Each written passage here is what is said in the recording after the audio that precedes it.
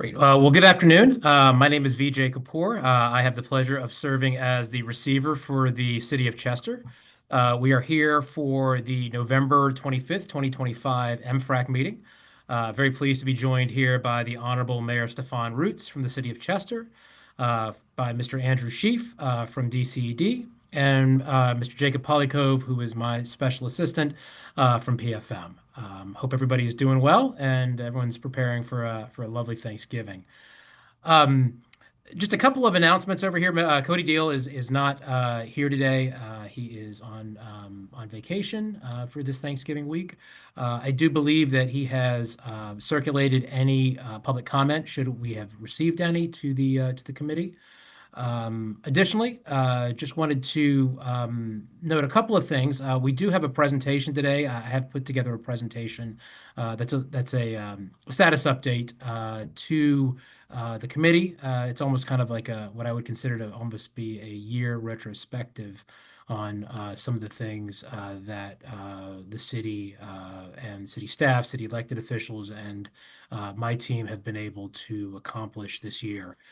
So happy to talk about those as well.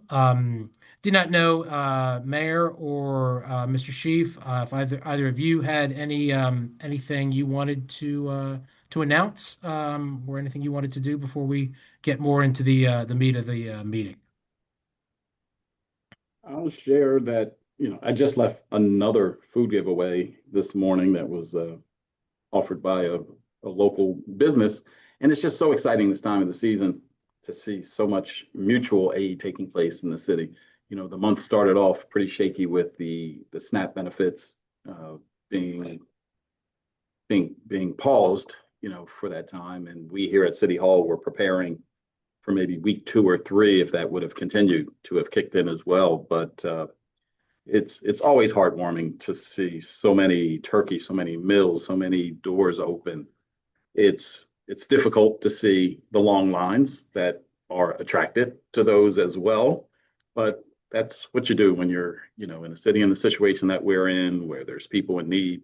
It's always great to see, others step up who are capable. So thank you to Chester and the organizations that do everything from, give out food on a daily basis to giving out gift cards, in these emergency situations. So I just wanted to take this opportunity to say thank you in this season of thanks.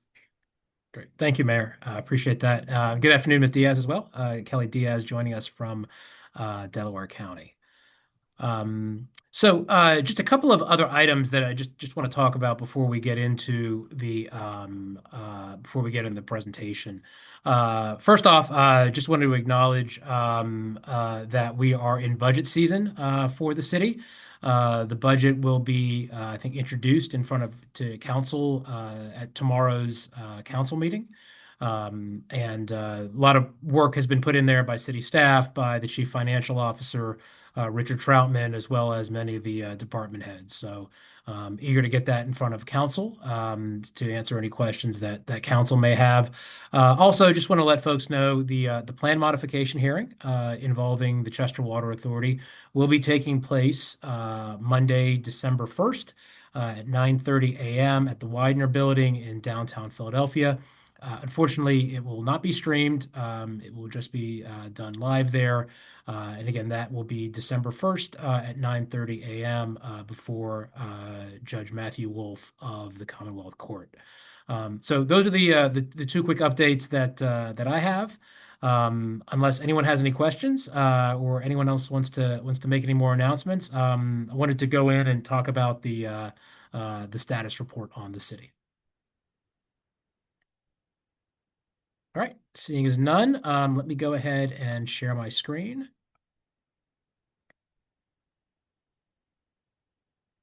Great. Can everybody see that? Great. Yes. So what I have today for the committee and for the public is a status report on the city. We want to do two things with this status report. The first is for folks who don't know, the Commonwealth Court earlier this year had directed that the receiver file a status report with it. by December 1st. And so this is a little bit of we will be doing so. And this is a little bit of a preview of what some of the items that will be in that status report. So we'll talk about some of those and talk about it in front of the committee and for the public. The other thing is I think what people will see is just the cooperation between city elected officials, city staff, and members of my team as we've had to address some pretty complicated problems over this year and in previous years. I am happy to say that my team, city elected officials, and city staff really have a good cooperative relationship as we're trying to address these issues. Not to say we don't have disagreements; we will certainly have those and continue to have them. But we've been able to work through them, and to that I am very grateful to again city elected officials as well as city staff and members of my staff who are working really hard on some pretty difficult matters.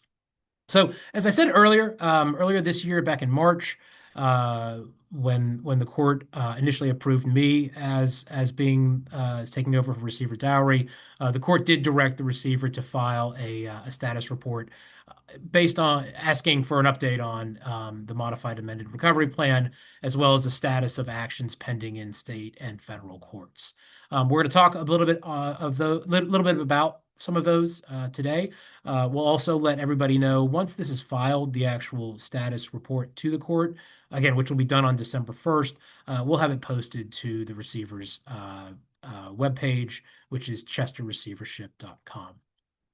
So before we get into kind of what some of the items are, I wanted to talk about how we're defining success, and just again, so the public is reminded, and also we remind ourselves as we get towards the end of this year. Um, we have defined success as meaning that we can ensure that Chester can financially and operationally provide an adequate level of vital and necessary services on an ongoing basis in a manner that is in the best interests of its residents. And the focus here is both on the city's short-term as well as its long-term finances, as well as the service delivery to residents. That is of a primary concern to all of us here. We obviously want to make sure that the city's finances are in order, again, both in the short term as well as the long term. But ultimately, a city exists in order to provide services to its residents. And we need to make sure that we have an adequate level of those. Now, it obviously does not mean that we fixed everything immediately. Many of the issues in Chester have happened here for decades, and we are slowly, I think, working through them in order to address them. And sometimes we've got to be creative because if there were easy solutions to those problems, they would have been solved years ago. But when we do have success, we do need to demonstrate improvement. And I think as we go through some of the items today, we have been making improvements. And the we in here again are city elected officials, city staff, and members of my team, oftentimes supported by DCED, by the county government, by other members of the state government, and sometimes even by the federal government. So really just want to extend thanks this season to our friends in other areas of government who've been supporting us and supporting the Chester residents. And again, by the measure that we talked about earlier, we do believe that we can show improvements both to the city's finances as well as to operations.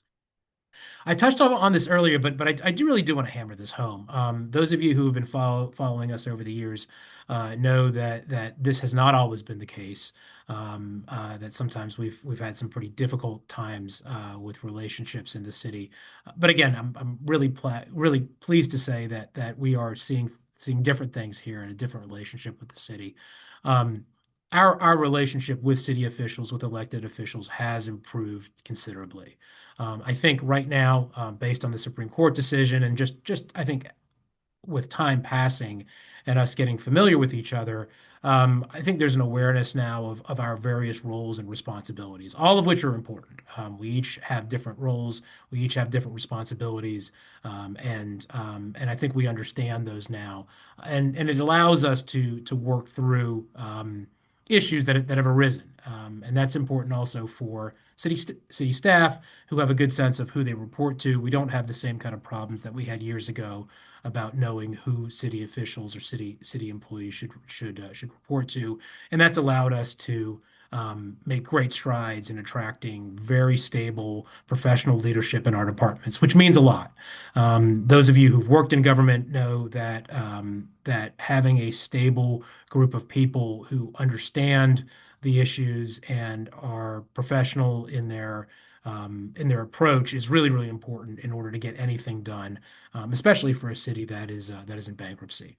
And I think what is true here, even if we may have differences in opinion on how we get there, everybody, city elected officials, city staff, and members of my team are all committed to putting the needs of our residents first. A couple of things that again, like we'll note and that I'll note particularly in the status report to the court is that Chester faces operational challenges that few other municipalities do to the degree that we face them here. These problems have been years and years in the making. They are sometimes brought on by circumstances out of everybody's control, but we have to address them. That is our responsibility. It's why we serve in the roles we do. And again, all of us are focused on quality of life issues that impact the residents' daily lives. That takes time, it takes resources, and we first want to start obviously with city finances because we can't deliver these services if we do not have the money to do so. So, I want to start here with the pension funds. The city, as most of you know, has three pension funds: a police pension fund, a fire pension fund, and an O&E, officers and employees, which is basically everybody but police and fire. Uh, the severe underfunded status of those plans, particularly the police plan, was a primary contributor for the city having to enter bankruptcy in November of 2022. When then receiver Michael Dowry, my predecessor, was confirmed by the Commonwealth Court back in June of 2020, the police pension plan only had $1.75 million of real assets in it in order to pay pension checks. And it was in danger of running out of money. Many of you who've been sort of following this but may not truly appreciate it, in October and November of that year, we were so concerned that the plan was going to run out of money that we were considering sending IOUs to police pensioners. Excuse me. Now, thankfully, we didn't have to get there. Thankfully, that didn't happen. But that was to the level of where we were. And in order to get out of bankruptcy and receivership as well, what happens to the pension plans is obviously paramount. So very pleased to say, as of October 31st of 2025, the most recent pension statements that we had, the police pension fund had real assets of approximately $27.4 million. So we went from 1.75 million to $27.4 million. And that's something I think to take a great deal of pride in. We still have a long way to go, but that is something that we can, again, I think take a great deal of pride in. And that came as a result of a lot of good work from the finance department, from PFM, from Gordon Mann, and the rest of the PFM team to the various CFOs that we've had, including Richard Troutman now. And part of why we were able to see the increases in the police pension plan was we were able, beginning in June 2024, to have enough money in the police pension plan to actually invest it and to invest it in the market as opposed to just holding it in cash. So that allowed us to get some better returns here. It does obviously put us at risk if the market turns, but at the same time, this is someplace where this is the trajectory that we certainly want to be on. With respect to fire and with respect to O&E, as of October 31st, the fire plan had about $38.2 million in it, and the O&E plan had about $5.5 million, $5.5 million in it. So positive news on the pensions. Still a long way to go, but at least we're not worried about sending out IOUs to pensioners. With respect to city finances, another thing that's important here, obviously, is our budget. And I talked about that a little bit earlier, that it will be formally introduced to council and the mayor tomorrow at the council meeting. part of where we are on that budget is dealing with a lot of uncertainty. There's both national uncertainty that the mayor touched upon earlier, and that I think many of you and certainly I'm feeling. Those are circumstances certainly out of our control. But there's also uncertainty as it relates to the city's finances. And we start with the outstanding decision in the Third Circuit case about whether the city will need to begin paying debt service around $3.2 million annually. That decision is still out there. If the Third Circuit overturns the bankruptcy court's finding, we'll face significant problems. There's no question about that. We do not have that debt service budgeted in this year's budget. Over the years, we've been able to avoid payments of around $10 million as a result of the bankruptcy court's decision. And certainly, if that's overturned, we're gonna face some issues. There's absolutely no question about that. That's one of the uncertainties. The other uncertainty has to do with the Chester Upland School District. They are, as many of you know, also in receivership. They are seeking to collect their share of the earned income tax that the city receives. On an annual basis, that would be around $1.6 million. We have budgeted, assuming that they would start to collect their share effective July 1st of next year, which would be around an $800,000 reduction in what the city had been able to contribute. So for the year, it's around $1.6 million. For those of you who don't know what that means, is school districts have the ability to collect half of the first percent of the 1% of earned income tax that a community collects. So they have to do some things in order to start collecting that. The school district has not yet done so, but they are entitled to that amount. That again is something that is we're saying is uncertain out there. If they were able to start it earlier, I don't believe they will. But that is certainly something that we do have to keep an eye on, because the net effect of all that is once this happens for a full year, the city will see about $1.6 million reduced in its revenues from earned income tax. Now, that does not mean that people are paying an additional $1.6 million. You, as a resident, will continue to pay the same rate that you pay, or as a commuter. It is just that instead of some of that money coming to the city, some of that money will be sent to the school district. With respect to finances, a couple of other items over here, as no surprise. Personnel costs are the main driver for our budget. That's true of any city. And when we talk about that, we mean active healthcare, retiree healthcare, pensions, and workers' compensation costs. So for healthcare, the city is self-insured for healthcare. We also have stop-loss insurance to address catastrophic cases, and there are contributions that employees make. Our structure right now is that for our non-union employees, they are offered what's referred to as a base plan that doesn't require an employee contribution. And if they would like to buy up to a more generous plan, they effectively will have to pay.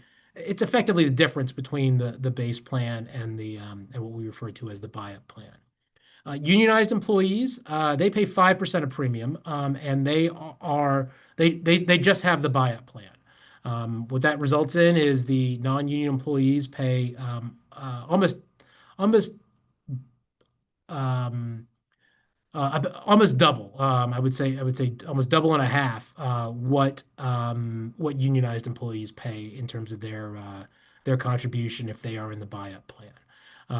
Our contributions for union employees, at least the contribution structure and the plan structure for union employees, hasn't changed since receivership began in 2020. Due to our requirement to maintain the status quo following the expiration of collective bargaining agreements. We will start the process of collective bargaining relatively soon. We've had sort of an initial meeting with the unions.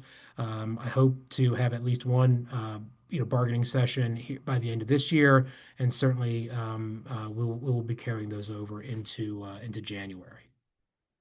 In terms of retiree healthcare, the city continues to spend more on retiree healthcare than active healthcare, despite fewer retired employees compared with active employees.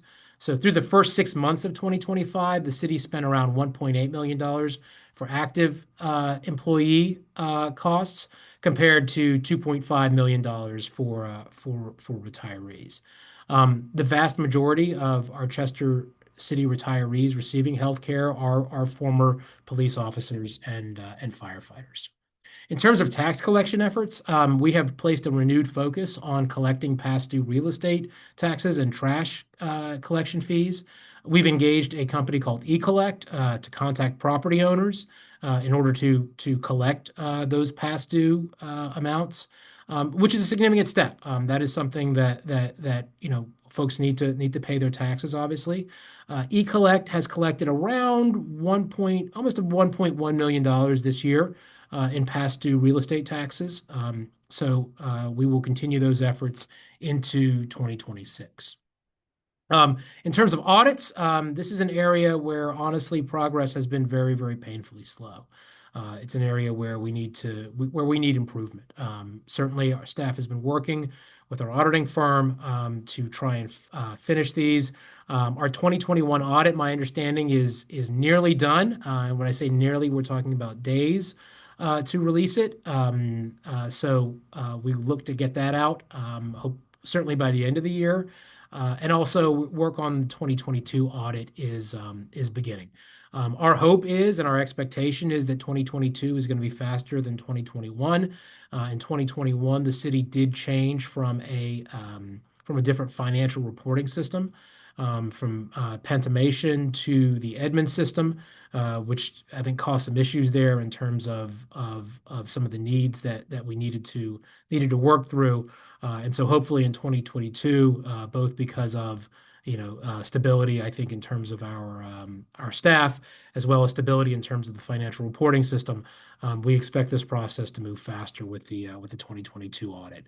So folks know we meet weekly with the auditing firm. I'm at that meeting. The city's chief financial officer is at that meeting. Chief of staff is at that meeting. We meet every Thursday at 1 o'clock to check in on progress. So, we again, as we said, this is an area where we clearly need improvement on, and that I expect 2022 to be done faster. Now I wanted to move a little bit to just to city operations to highlight a couple of items. Some of this I think folks may have heard if they're following our MFRACs. But despite the city's fiscal challenges, again, you have to remember we are a city in bankruptcy. There are very few cities that have ever gotten to the point of bankruptcy. And I think that some of the accomplishments that you will see in the next couple of slides are a testament to the hard work, again, of city elected officials, of city staff, of consultants, of third parties, and others who are working very hard to provide services in a situation that is pretty unprecedented across the country. So start with our public safety, to start with police. As many of you know, the city experienced a 35 year-over-year reduction in homicide rates during the summer period. That had to do with not only the good work of our police department, but the good work of other members of the city, of other groups who provided programming and other opportunities for Chester residents, particularly Chester youth, over the summer. A lot of help also from the DA's office that we certainly want to recognize. But this is a huge accomplishment, and it's something again that we hope to continue into next year. With respect to other public safety and emergency services, our ambulance services, again, as many of you know, because of the closure of Crozier Chester, we were left without an ambulance provider, which is not a place where anybody wants to be. VMSC stepped up, and they are a nonprofit provider, and they are delivering as good, if not better, response times than what the city residents were receiving prior to this. We are going to have to deal, I think, with increased costs when it comes to ambulance, and that will be part of the budget that certainly council will have in front of it when we talk tomorrow. But in terms of not missing a beat, a lot of thanks to VMSC for stepping into that role. A lot of thanks to Dr. Monica Taylor, who put us in touch with VMSC, with our fire department, who is working very closely with them. This again, oftentimes, people will talk about what's the progress that you've made. And certainly we can talk about things, but there's sometimes it's as important to talk about disasters that we avoided. And this is one of those that I would submit to anyone who's paying attention that not losing ambulance service, for even a day, was a disaster that we avoided. And again, that is thanks to some excellent work by folks both inside the city as well as outside the city. With respect to our fire department, which is a very apparatus-heavy department, those things, trucks, cost a lot of money. Excited to say that in 2025, we took possession of a 2025 Pierce Enforcer fire truck, and we will be using ARPA dollars to acquire another apparatus in 2026. So, this is keeping the apparatus that our fire departments have, and these are things that cost between $800,000 to over $1 million. And we need to make those investments in that equipment. Number one, because over time it saves us more money. We don't want to spend a lot of money on repairs and having to take these pieces of apparatus out. But also inflation. This is something that people may not realize, but you can't just go to a dealership to pick up an aerial or a pumper. Um, these have to be ordered years in advance, and what often happens is in the interim time period, inflation creeps up. So you see that in the fire department equipment, those things have been very expensive, and so us being able to acquire both of those trucks, being able to pay for those is significant. Again, this is a city that is in bankruptcy, and I think that we're using our dollars as best as we possibly can. A couple of other things that we wanted to touch on. The garbage contract. Again, we are going to be switching to a new provider. That is Casella beginning in January. And so that we achieved actually savings from that. So we are in the process right now of transitioning. Members of the community, just keep your eyes open for announcements as that gets closer. There will likely be probably some bumps in the road, at least initially, as we switch over. But in terms of the actual contract, in terms of the dollar amount, that was a significant win for us, and a significant win for the city on a pretty again expensive contract, but obviously for an important service.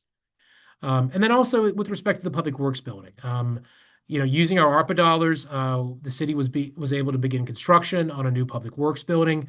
This is one of the largest municipal construction projects in the city's history, and so again, we're very proud of the work that's being done there. That is also being tracked on an item by item, day by day, week by week basis. There's a lot of Gantt charts involved, a lot of oversight there by the city's chief of staff, as well as other members of the city and contractors there as well. This is something that, again, we're taking a lot of pride in. And when completed, we'll have an excellent facility for our Public Works Department. Um, I'll also note too, I don't have it in here, although we should have had a photo of it. The city also was able to acquire a bucket truck, which was the first, I think, since 2002. We hadn't had one. This is going to allow us to save a lot of money when it comes to doing things like changing street lights, trimming large branches, other things like that. And so that we're very excited to take possession of that. We did that a couple of weeks ago. And again, it may sound a little bit like strange as to why we're celebrating something like that, but that's a pretty big achievement for a city that's in bankruptcy. And it's something that, again, is going to help the quality of life for the members of the community. It's also going to allow our department to be able to bring some of this work in-house that we've had to contract out.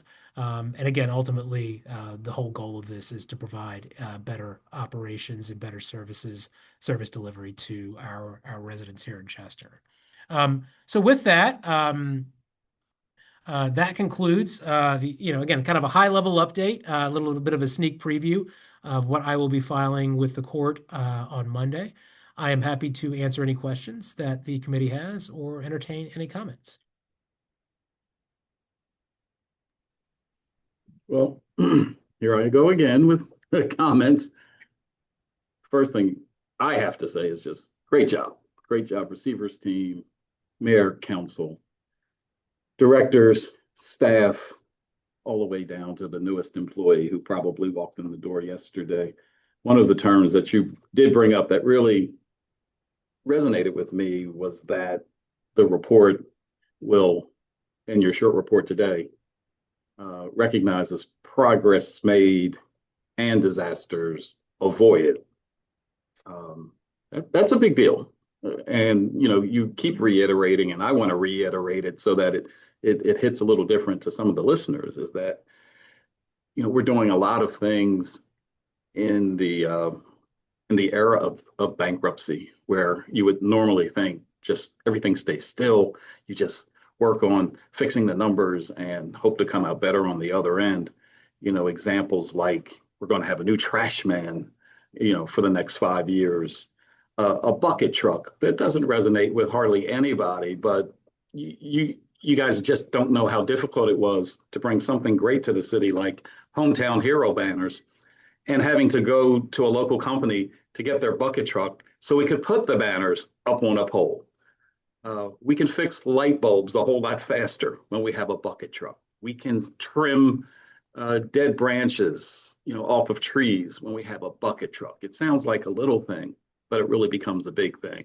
Fire trucks, many people just think that's that thing that makes noise going up and down the street all the time, but they do get old and they are super expensive. And as elected officials, we're learning not only are they expensive, they take 2 years once you order them, and the price goes up, so much in that time period. And projections show that prices are going to continue to go up. So we have to be really strategic when we're buying these things, almost knowing 5-6 years in advance when it's time to order so we can get that best price. What else did you speak of? The public works garage. Again, nothing sexy about a public works garage, except for the people who work in a public work garage. If they saw the building that they were in now, nobody should be working in a facility like that. But not just the people, the guys out there in the street who, plow the street in the snow, pick up the leaves in the summer, cutting grass. They deserve a comfortable place. They deserve a place that has decent locker rooms, showers. But the equipment lasts a whole lot longer if it's under a roof. Salt doesn't melt if it's, in a shed. And it's going to look really good on 291. It's really going to give 291 a nice facelift when you see right there on 291 and Lloyd Street when it's built, like a really nice professional facility worth every penny of the $8 million that we're putting into it. I also want to just pile on to what you said about the people that help us. Some of them are third parties. I want to specifically recognize the nonprofits throughout the city who we count on so much for a lot of the services, a lot of the personal touch that they can give to city residents that we can't quite do, as government officials, just through bureaucracy. The nonprofits can touch people in ways that we just don't have the ability to do. So thank you to the nonprofits. I'm not going to name any of you specifically, but I just want you to know how important you are, in particularly the people touching services that we have out there. And second to none, Chester is all about mutual aid. Like the way that we just help each other when we see each other in need. It's something that we can't measure as a city government, but something that certainly doesn't go unnoticed. So, thank you all for looking out for each other. Thanks, Mayor. Anybody else? Any questions or any other comments? No, no questions at all. Definitely just wanted to piggyback off everything the mayor said. Extremely excited and happy to continue to work with you, Mr. Kapoor. As the receiver of our city, you definitely are, doing your best job to make sure that our residents are taken care of and they have adequate, services that are going to, trickle down years and generations from now. And that's the goal for everyone to have, a more productive and healthier community. And I would say that you're definitely doing that, along with what the mayor said. Bridging the gap between the public and private sector, and really working with some of our nonprofits and different organizations that really help get Chester where it needs to be. It's something that I'm extremely excited about. Definitely in regards to the Hometown Hero program, that bucket truck is like, that's why I raised my hand. Like that's a woo for me. Like that's a big win, because it can, it goes far and beyond what our residents think it can do for them. And I think it's going to be something that they'll see as very much worth the money, and worth the time that you all took to procure that piece of equipment. So like I said, wanted to thank you for your time and your work in our community. Thank you, Councilman Davis. I should also congratulate you on your reelection as well. Councilman won just a couple of weeks ago, as well as Thank you, Councilwoman thank you. West. So did want to make sure we acknowledge that as well. Thank you, Councilman. Any other questions or comments that folks may have? All right, seeing none. I hope everybody has a wonderful Thanksgiving. We will reconvene back in December. Everyone have a wonderful Thanksgiving. It's great to see everyone. Take care.